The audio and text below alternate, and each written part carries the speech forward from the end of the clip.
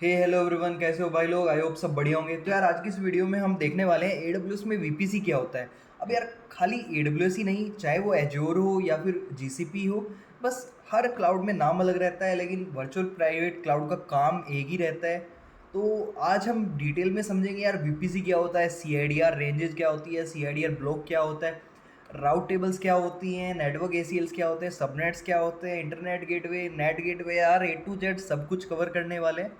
बिल्कुल बेसिक से वीडियो होने वाली है, तो यार कंफ्यूज होने की ज़रूरत नहीं है, डरने की ज़रूरत नहीं है। साथ में बैठेंगे, वीडियो बनाएंगे, सीखेंगे और कुछ करेंगे। तो यार वीडियो की बस एक छोटी सी प्री रिक्विजिट है यार। अगर चैनल पे नए आए हो ना, तो भाई तुम्हारे भाई का चैनल है, सब्सक्राइब करके जाना।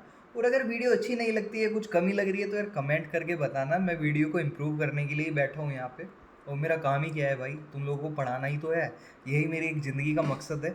अब यार देखो, प्रैक्टिकल वाले पार्ट से पहले ना थोड़ा सा थ्योरी समझनी ज़रूरी है। अब अगर तुम थ्योरी से बोर हो रहे हो तो डायरेक्ट स्किप कर सकते हो प्रैक्टिकल वाले पार्ट पे, लेकिन अपन थ्योरी से स्टार्ट करेंगे क्योंकि यार ये मेरी जिम्मेदारी है तुम्हें समझाना, अच्छे से समझाना।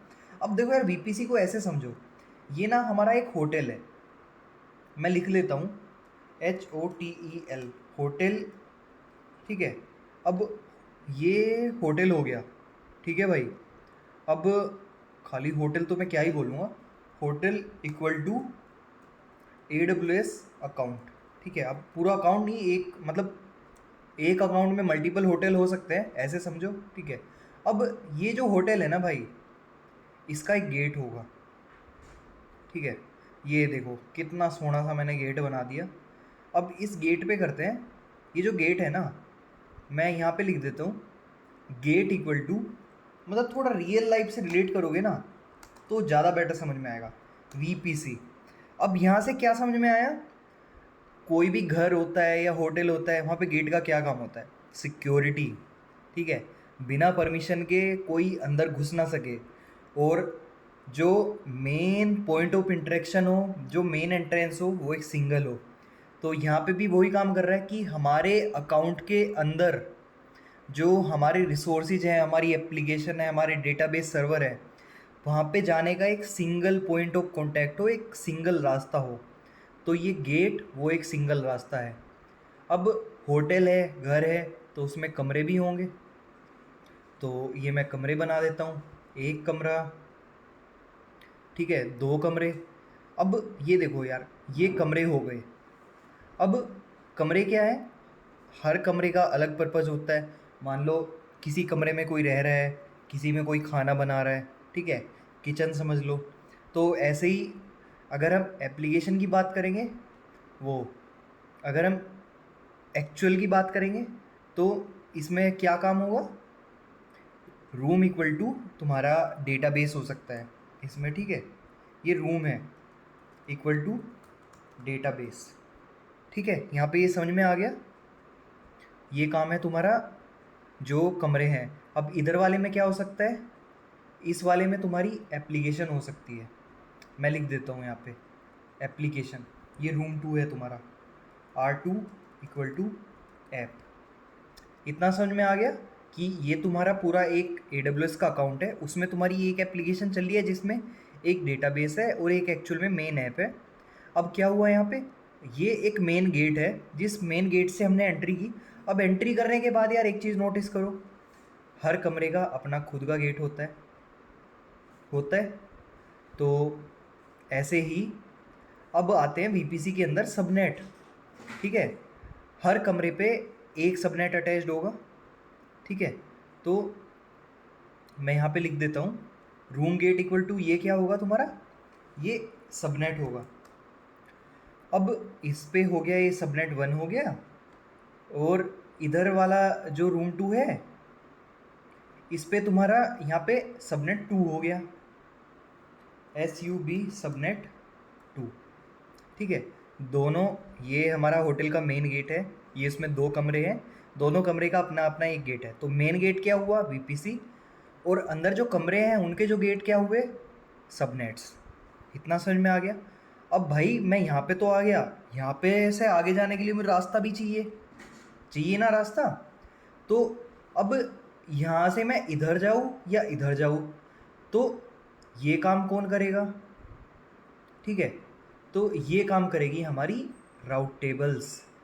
ठीक है, बीच में हम रखते हैं राउट टेबल्स जो हमें बताती है हमें किधर जाना है, राउट टेबल।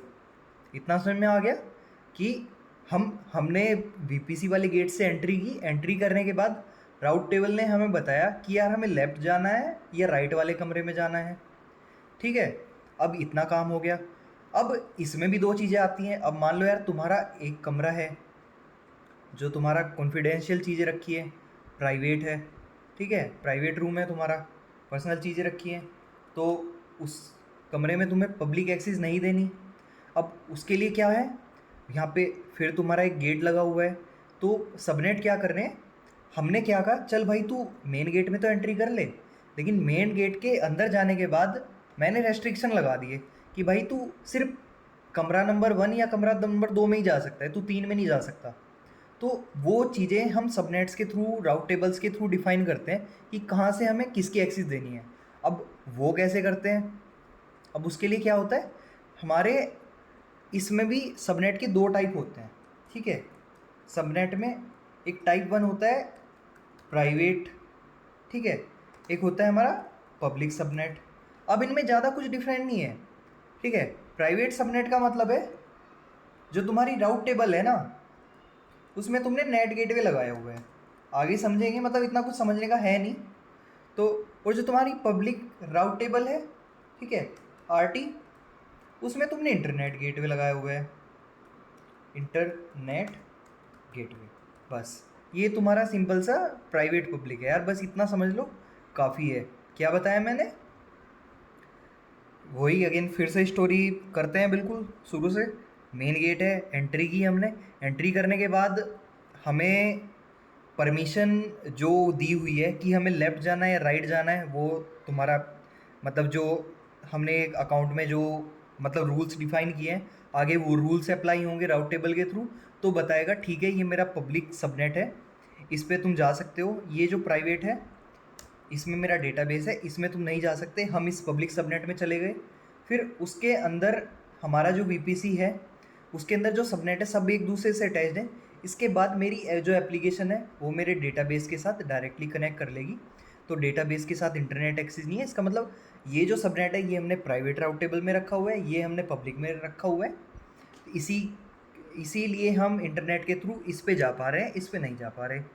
ठीक है, ये हमारा कंसेप्ट है। अभी हम जब बना के देखेंगे चीज़ों को और अच्छे से समझ में आ जाएगी।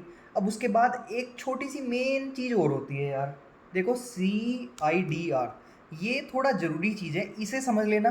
नहीं वीपीसी देखो यार, मैं सीधे प्रैक्टिकल पे जा सकता था भाई, मेरा कुछ नहीं जा रहा, पर तुम्हें समझ में नहीं आता।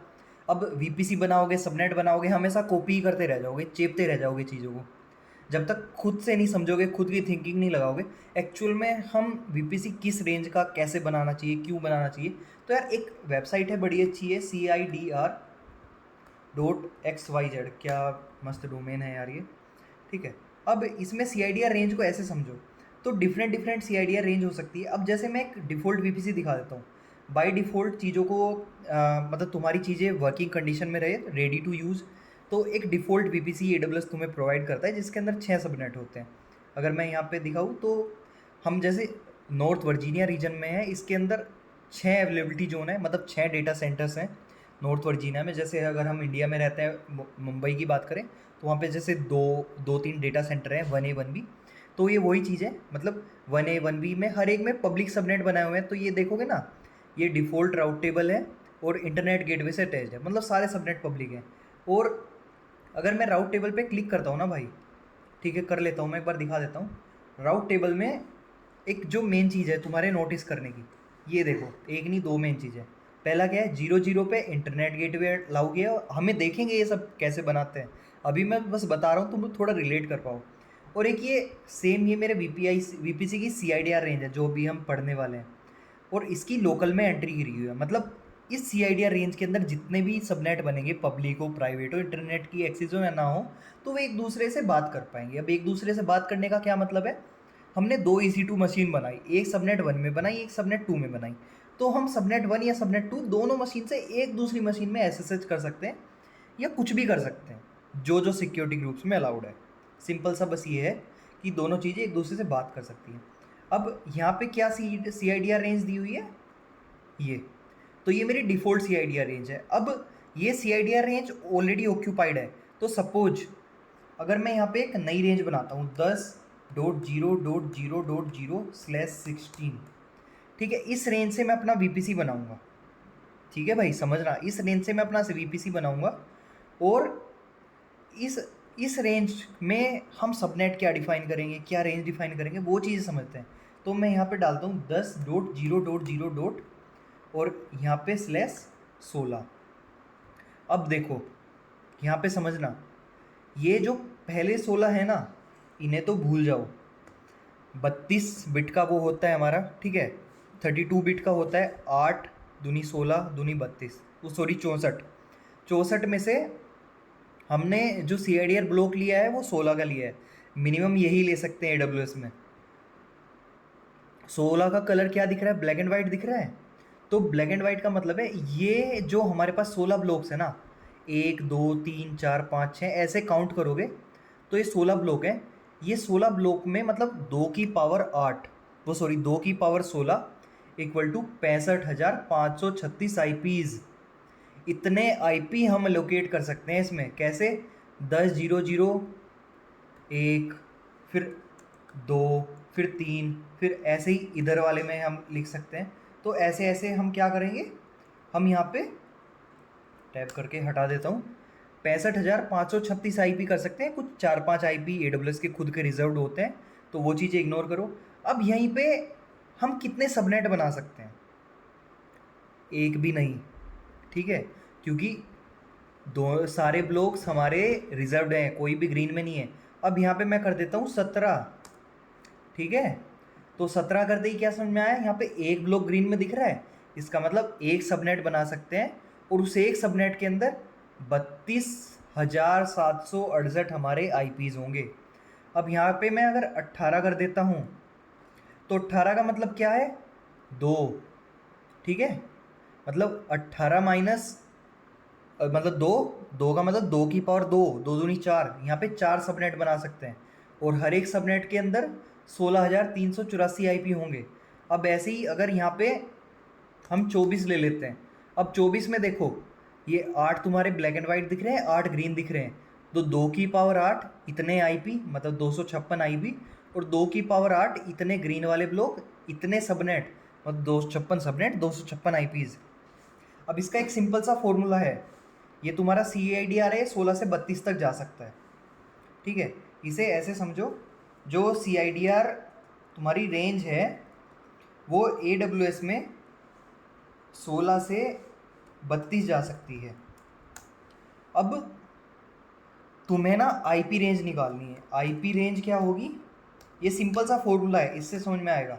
IP रेंज इक्वल टू तुम्हारा जो CIDR की रेंज है कितनी है, 32 माइनस, ठीक है, जो तुमने रेंज ली हुई है, मान लो 24 ली है, या फिर मैं 26 कह देता हूँ, 26 ली है, तो कितना हुआ, इधर हम देख लेते हैं। अगर मैं यहाँ पे 26 लेता हूँ तो कितना हुआ, 64। मेरे पास 64 IP हैं, मतलब 2 की पावर कितनी, 32 में से 26 जाके कितने बचते हैं, बताओ भाई, 4 और 2 6, मतलब 2 दूनी 4 दूनी 8 दूनी 16 दूनी 32 दूनी 64, ठीक है।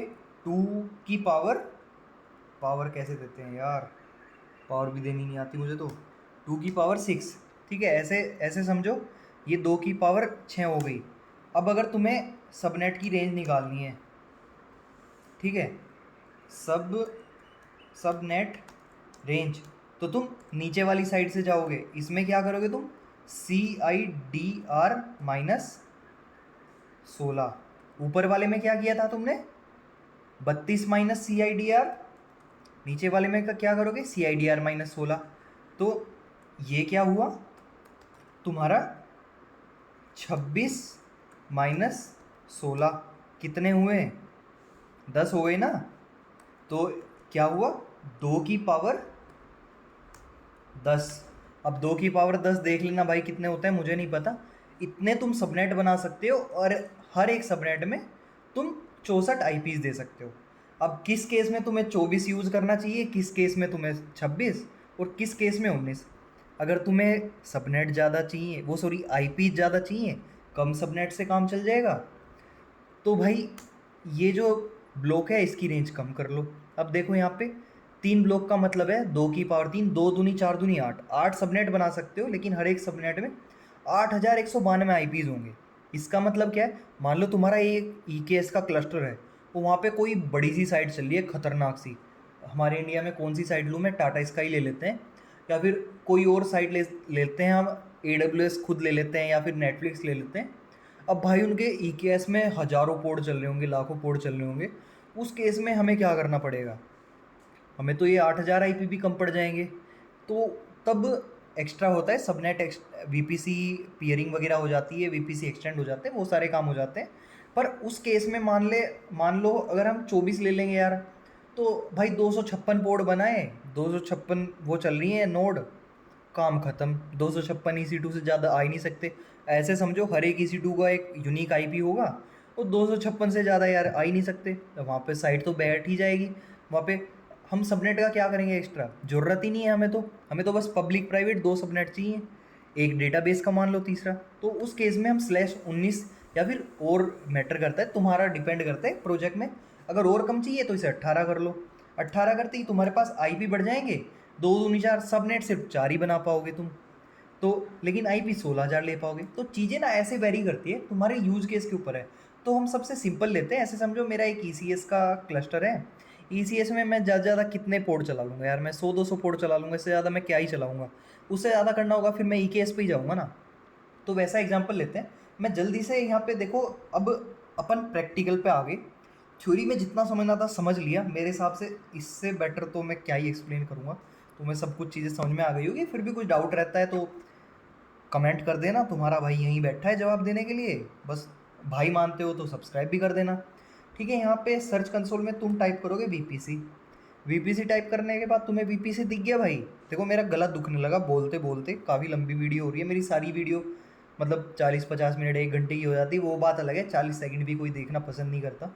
जिसमें 1 घंटे की वीडियो बनाने में भाई पूरा दिन चला जाता है लिटरली, पहले प्रिपेयर करना पड़ता है, फिर बोलना पड़ता है, गला सूख जाता है। पर चलो कोई नहीं यार, ये एक अलग ट्रैक है, ये दुखड़े हैं, बाद में भी रो लूँगा। अभी हम क्रिएट वीपीसी पे क्लिक करते हैं, और ये वीपीसी एंड मोर है, इस पे नहीं करना हमें। हमें जो चाहिएगा हम बाद में बनाते रहेंगे, ठीक है। तो हम वीपीसी ओनली सिंपल वाला ऑप्शन चूज़ करेंगे। मैं लिखूँगा यार यहाँ पे -वीपीसी, ये मेरे वीपीसी का नाम हो गया। अभी मैं यहाँ पे IPv4 CIDR मैनुअल दे देता हूँ, ठीक है। ये करोगे तो यार फिर IP पूल वगैरह वो अलग चीज़ें हो गई। हम इस वाले पे जाएंगे, नॉर्मली इसी को यूज़ करते हैं, ठीक है। अब यहाँ पे मैं मैनुअली रेंज देनी पड़ेगी, तो मैं क्या करता हूँ, ये इसने एग्जाम्पल भी दे रखा है, तुम 10.0 की रेंज ले सकते हो। मैं क्या करता हूँ 11.0.0.0। यार कोई भी रेंज ले लो, बस तुम्हारे अकाउंट में वो सिमिलर रेंज मैच नहीं होनी चाहिए। 16 कर देता हूँ। इसने देखो क्या बोला, भाई तू 16 से 28 तक की रेंज ले सकता है। तो यार नॉर्मली हम 16 की लेते हैं यार, 16 में अपने आप में काफ़ी चीज़ें आ जाती हैं, 28 की तो छोटी हो जाती है। तो जब 16 वीपीसी बना ही रहे हैं तो यार 16 का ही बना लो। सबनेट 28 के बना लेना, तुम्हारा इतना ही स्पेसिफिक यूज केस है, तुम्हें ज़्यादा कुछ नहीं चाहिए। तो 16 से नीचे नहीं जाने देगा, 28 से ऊपर नहीं जाने देगा। IPv6 अभी हमें नहीं चाहिए, हर जगह IPv6 यार तुम्हारा मतलब सपोर्टेड भी नहीं होता है। तो नो IPv6 करेंगे हम, सिर्फ डिफ़ॉल्ट IPv4 पे चलेगा हमारा। अब यहाँ पे देखो, अब डिफ़ॉल्ट में ना टेनेंसी, जो तुम्हारा AWS का नेटवर्क है जहाँ पे तुम्हारा VPC में तुम्हारा ट्रैफिक फ्लो होगा, वो डेडिकेटेड चाहिए तुम्हें या फिर डिफ़ॉल्ट चाहिए। तो यार हमारा डिफ़ॉल्ट शेयर्ड ही चलेगा, डेडिकेटेड की कॉस्ट आएगी, हम गरीब आदमी हैं। तो क्रिएट VPC पे क्लिक करते हैं। अब देखो यार हमारा वीपीसी तो बन गया। अब वीपीसी बनने के साथ ना इसने 2-3 चीज़ें बनाई हैं। एक तो नेटवर्क ACL बनाया, एक राउट टेबल बनाई, और एक DHCP। इसे DHCP को भूल जाओ, DHCP डिफ़ॉल्ट यूज हुआ है। इसका मतलब है जो डोमेन होता है ना, DHCP जो मतलब एक कोई हम सर्विस बना रहे हैं, जैसे EC2 बना रहे हैं। अब EC2 जब हम बनाते हैं ना, उसमें एक डिफ़ॉल्ट उसको DNS मिलता है, उसमें EC2.internal करके तुमने देखा भी होगा। तो DHCP वो वाली चीज़ें हैं, अभी इसे इग्नोर कर दो, ये हमारे उसका पार्ट नहीं है। नॉर्मली डिफ़ॉल्ट वाला ही यूज़ होता है। तो ये तुम्हारी फाइंड एक्स की राउट टेबल बन गई। मैं इस पे लिख देता हूँ फाइंड एक्स -RT। ठीक है, इस पे राउट टेबल के अंदर जाते हैं। अभी देखो यहाँ पे लोकल पे तुम्हारा डेस्टिनेशन क्या है, मेरे वीपीसी का CIDR अलाउड है। अब इसका मतलब क्या है, जितने भी सबनेट मैं अपने वीपीसी में बनाऊंगा सब एक दूसरे से बाय डिफ़ॉल्ट बात कर पाएंगे। अब इसमें मैं हटा नहीं सकता, ठीक है, लेकिन मैं यहाँ पे नए राउट ऐड कर सकता हूँ। नए राउट में क्या कर सकता हूँ, जैसे मुझे इंटरनेट पे इंटरनेट गेटवे ऐड करना है, नेट गेटवे ऐड करना है, तो वो सारी चीज़ें हैं। अब आते हैं हम अगले पार्ट पे, वो क्या है, ACL। मैं यहाँ पे इस पे लिख देता हूँ find x ACL, find x ACL। अब यार ACL क्या है, अगर तुमने यार सिक्योरिटी ग्रुप्स का नाम सुना होगा तो वैसे ही सिक्योरिटी ग्रुप तुम्हारे सर्विसेज पे लगते हैं। EC2 हुआ, RDS के डेटाबेसेज हुए, और जो तुम्हारे ACL होते हैं, एक्सेस कंट्रोल लिस्ट, वो VPC लेवल पे लगती हैं। ठीक है, अब सिक्योरिटी ग्रुप ग्रुप में हम क्या करते हैं, बाय डिफ़ॉल्ट हम ट्रैफिक को क्या करते हैं, फ़िल्टर करते हैं। ठीक है, इस पोर्ट पे ट्रैफिक आ सकता है, बाय डिफ़ॉल्ट अलाउ करते हैं। हम यहाँ पे क्या है, अलाउ डिनाई दोनों कर सकते हैं। ACL तुम्हारा बाई डायरेक्शनल है और सिक्योरिटी ग्रुप तुम्हारा यूनिडायरेक्शनल है। ठीक है, अब देखो यहाँ पे जितनी नंबर की जितनी काउंट बड़ा हो, जितना छोटा होगा उसकी प्रायोरिटी उतनी ज़्यादा होगी।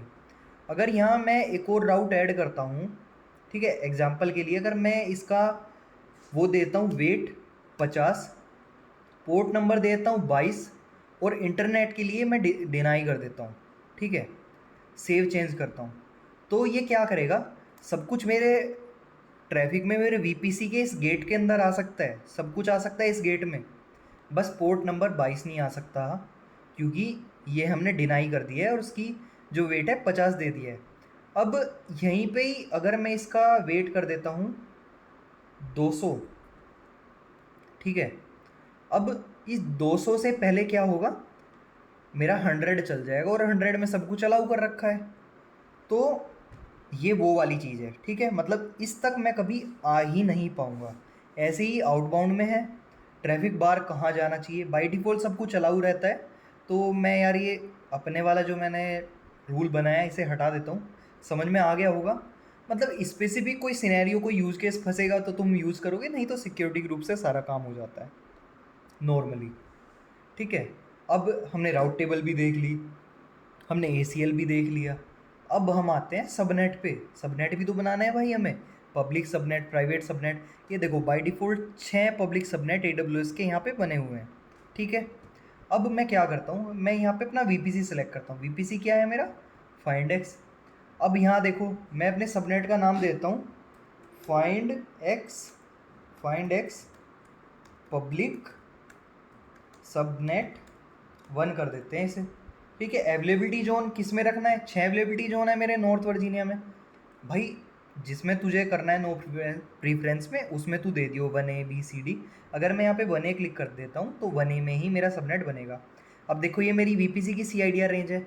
अब बात आती है मैं अपने सबनेट में क्या CIDR रेंज दूँ। तो हमने यहाँ पे देखा था ना, अगर मेरा EKS है तो 18-19 दे लो, अगर ज़्यादा IP चाहिए। ECS वगैरह यूज़ कर रहे हो, नॉर्मल EC2 के लिए चाहिए तुम्हें, नॉर्मल काम के लिए /24 की रेंज दे लो, बैलेंस हो जाएंगी चीज़ें। 256 सबनेट बना सकते हो, मतलब 256 का मतलब है पब्लिक बनाओ, प्राइवेट बनाओ। तुम 200 पब्लिक क्या बोलते हैं, तुम 150 पब्लिक सबनेट बनाओ, 100 तुम प्राइवेट सबनेट बनाओ, या 50 प्राइवेट बनाओ, 200 पब्लिक बनाओ, वैसे कुछ भी कर लो। और हर एक सबनेट के अंदर 250 तुम IP यूज़ कर सकते हो, मतलब AWS में 4-5 IP कम होते हैं, 251-52 यूज़ कर सकते हो। तो यहाँ पे आ जाते हैं, मैं /24 लेता हूँ, तो 11.0.0.0/24। अगर मैं यहीं पे /16 कर देता ना, तो मैं एक भी नया सबनेट नहीं बना सकता था। ठीक है, क्योंकि हमारी ये जो रेंज है, रेंज ही ख़त्म हो जाती, ये पूरा ही ब्लैक एंड वाइट हो जाता। अब इसके आगे आते हैं, मैं कर देता हूँ यहाँ पे क्रिएट सबनेट। देखो सबनेट बन गया। अब ऐसे ही यार मैं ना पब्लिक सब प्राइवेट सबनेट भी बना लेता हूँ, तो फिर से करता हूँ क्रिएट सबनेट। अब यहाँ पे देखो मैंने लिख दिया प्राइवेट, प्राइवेट लिख दिया। प्रीफ्रेंस मैं 1A में ही रख लेता हूँ, दोनों सबनेट एक ही उसमें रख लेता हूँ, क्योंकि मुझे तो ऐसा कुछ करना नहीं है, बस तुम्हें सिखाना ही है। .0.0.0 स्लैश आगे क्या, इसका भी 24। अब देखो यार, अब क्या होगा, /24 यहाँ पे लिया मैंने क्रिएट सबनेट किया, ये क्या बोल दिया भाई, ये तो ऑलरेडी यूज हो गई, हमारे पब्लिक वाले में यूज हो गई ना। अब देखो यहाँ पे, इसमें देखना तुम, /24 लिया तो इसने क्या बोला, फर्स्ट यूजेबल आईपी तुम्हारी क्या है, 0.1। लास्ट यूजेबल क्या है, 254। ठीक है, ये मेरे कौन से सबनेट के लिए है भाई, सबनेट 1 के लिए है। अब मान लो सबनेट 2 करना है, तो मुझे ग्रीन वाली में चेंज करना होगा ना। ये देखो यहाँ पे 1, ये आया 1, मान लो यहाँ पे 2 कर दूंगा तो इधर आ गया। अब यहाँ पे 64 कर दूंगा तो ये ब्लॉक भर गए, 2 की पावर कितनी, 8, 2 दूनी 4 दूनी 8 दूनी 16 दूनी 32 दूनी 64, सॉरी 2 की पावर 6। तो वो वाला काम हो रहा है ना यहाँ पे।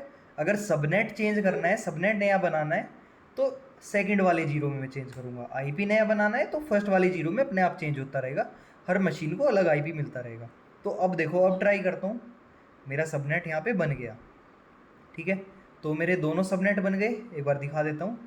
ये देखो कहाँ बने हैं सबनेट, ये देखो पब्लिक सबनेट बन गया, प्राइवेट सबनेट बन गया, और ये पहले वाले सबनेट की आईपी रेंज हो गई, ये दूसरे वाले की हो गई। ठीक है भाई, अब मान लो तीसरा सबनेट बनाना है तो मुझे यहाँ पे 2 लिख देना है, फिर 3 लिख देना है, फिर ऐसे ही 256 के लिए 256 लिख देना है। इतना समझ में आ गया। यूजेबल आईपी कितने हैं, 251, बाकी 5 किसने, AWS ने अपने लिए रख लिए। समझ में आ गया। अब देखो यहाँ पे, यहीं पे इसने /20 के सबनेट लिए हैं, तो /20 में क्या हुआ, 4091 अवेलेबल आईपी पर सबनेट है।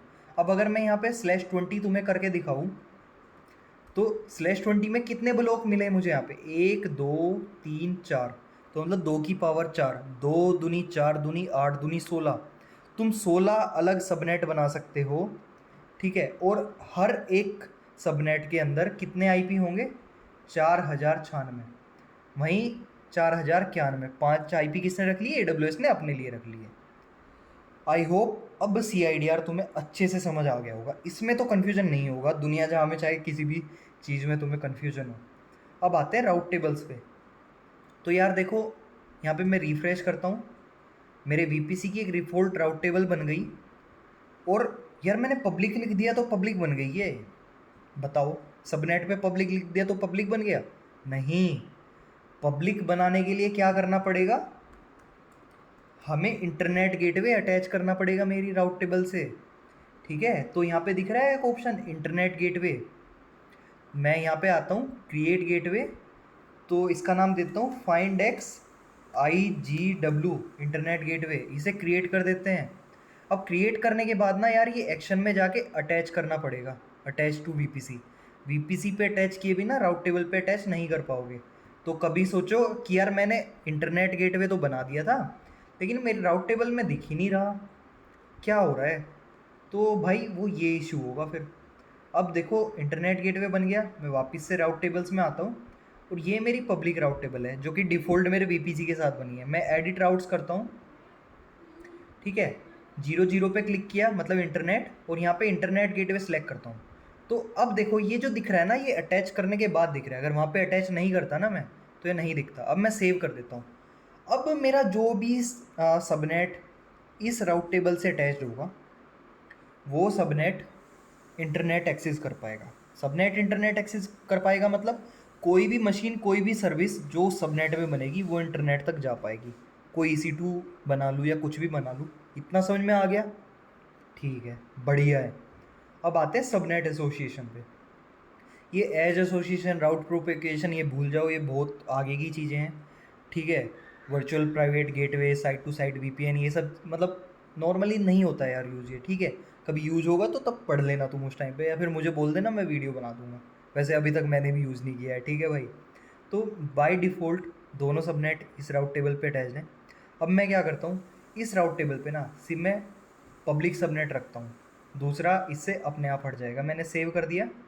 अब सबनेट एसोसिएशन में देखोगे तुम, ये एक्सप्लिसिट में आ गया और ये विदाउट एक्सप्लिसिट में आ गया। ठीक है, तो मैंने एक्सप्लिसिटली अपने पब्लिक सबनेट को अपनी राउट टेबल से अटैच कर दिया। अब मैं क्या करता हूँ, ये यहाँ पे अटैच नहीं है, ठीक है, ये एक्सप्लिसिट में दिखा रहा है। अब एक और राउट टेबल बनाता हूँ, वो प्राइवेट बनाता हूँ।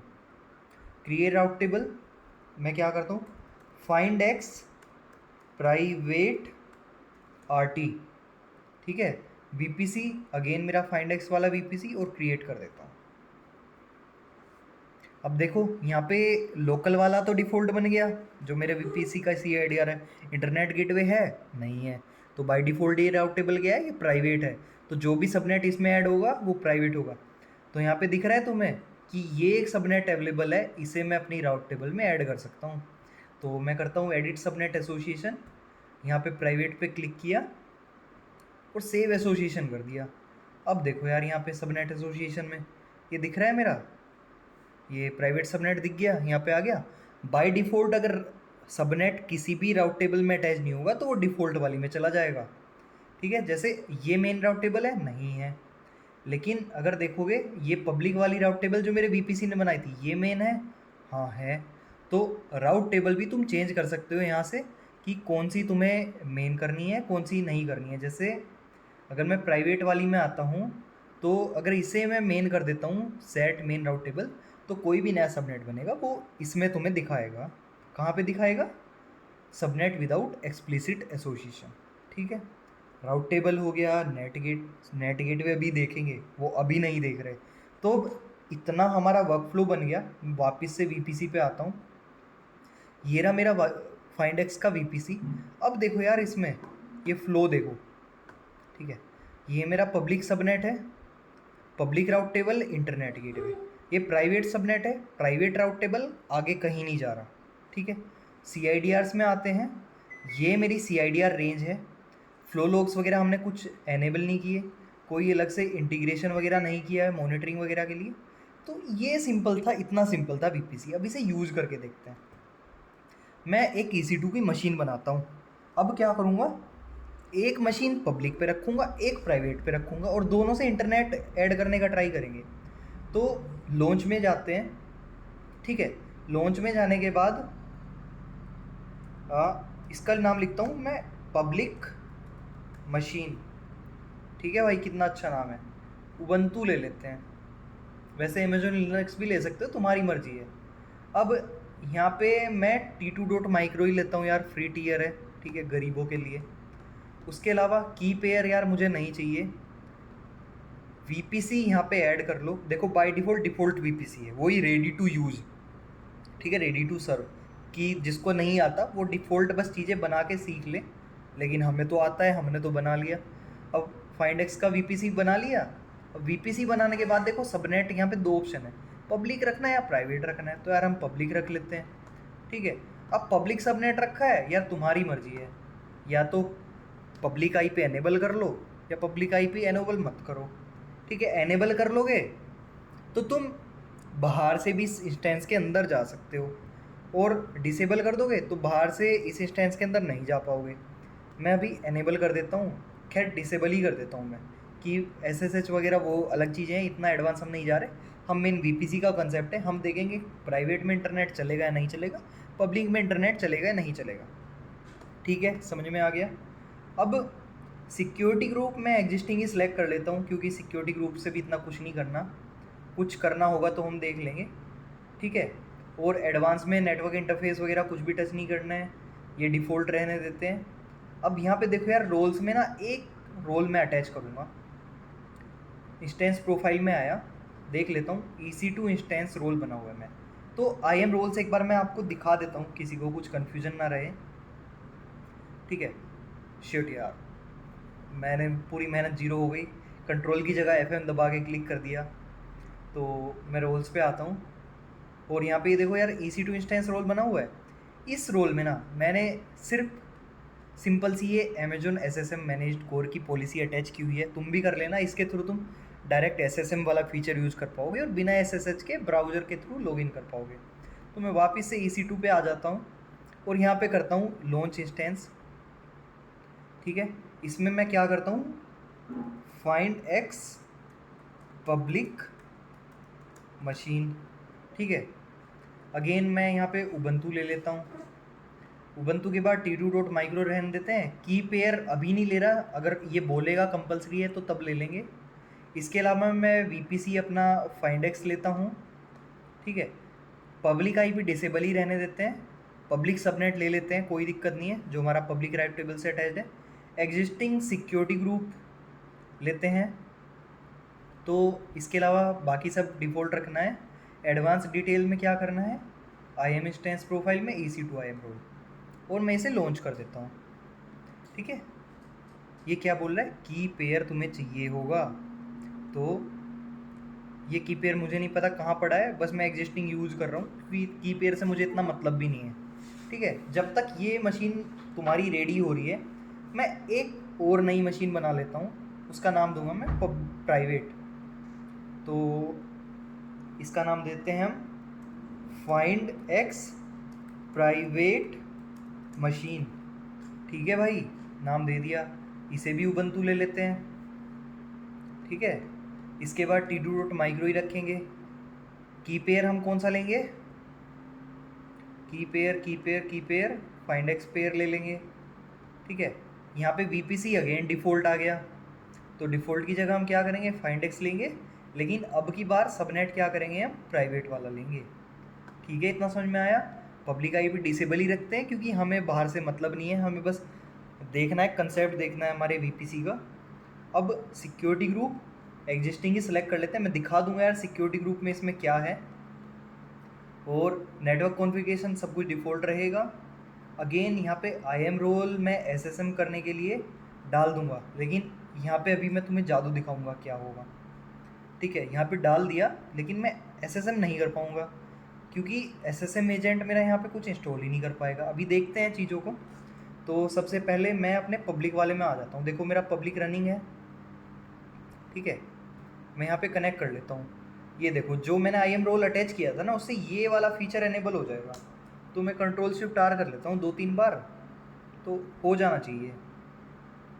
अभी नहीं हो रहा, एक बार मैं सिक्योरिटी ग्रुप और देख लेता हूँ इसका। तो सिक्योरिटी ग्रुप में आई, जो हमने डिफ़ॉल्ट अटैच किया उसमें क्या है, आउटबाउंड में सब कुछ अलाउड है ना, ये देखो आउटबाउंड में ऑल है, इनबाउंड में भी ऑल है। ये अगेन अलग चीज़ है जो कि बेस्ट प्रैक्टिस नहीं है। इनबाउंड में ऑल का मतलब है कोई भी हमारी मशीन के अंदर घुस जाएगा और फिर इस मशीन के अंदर से इस VPC में जितने भी सबनेट है किसी में भी जा सकता है, सिंपल सा फंडा है।